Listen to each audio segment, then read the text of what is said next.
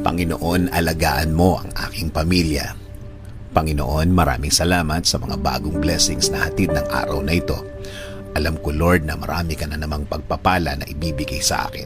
Tulad na lang ng nagising ako sa araw na ito. Ito pa lang, alam kong may plano ka pa para sa akin. At alam ko, Lord, na lahat ng plano mo, lahat ng bagay na gusto mong gawin sa buhay ko, ikakaganda ng aking buhay. Ikaka-level up ng aking araw-araw. At alam ko din, Lord, na alam mo ang lahat na nangyayari sa aking buhay. Alam ko din na bahagi ng blessings mo sa akin ay ang pag-aalaga mo sa akin, na gawin akong safe saan man ako magpunta at saan man ako andun. Ginagawa mong safe ang lugar na yon.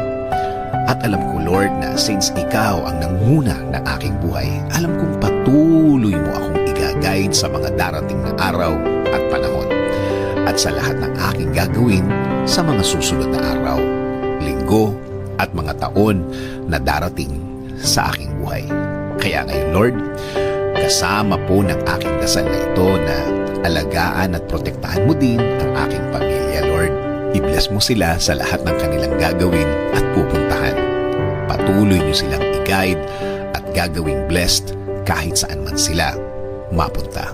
At alam ko din, Lord, na meron ka ding magandang plano para sa kanilang mga buhay. Alam kong i-guide mo din sila sa araw na ito. At patuloy mo silang babantayan sa lahat ng pagkakataon ng kanilang buhay. Patuloy niyo pong pasukin ang aming mga buhay. Patuloy niyo kaming bigyan ng direksyon sa lahat ng pagkakataon.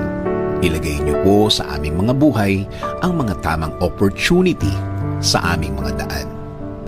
Bigyan niyo din po kami ng guidance sa lahat ng aming gagawin sa araw na ito at sa mga susunod. Mga gagawin na nakaayon sa inyong plano, Lord, para maging pleasing sa inyo ang aming buhay. Gawin niyo rin pong ligtas ang mga biyahe na gagawin namin sa araw na ito.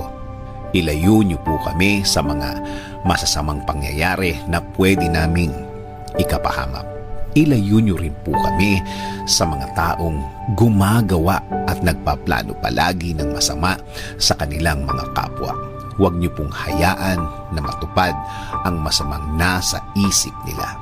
Lord, kayo na din po ang bahala sa aming bayan.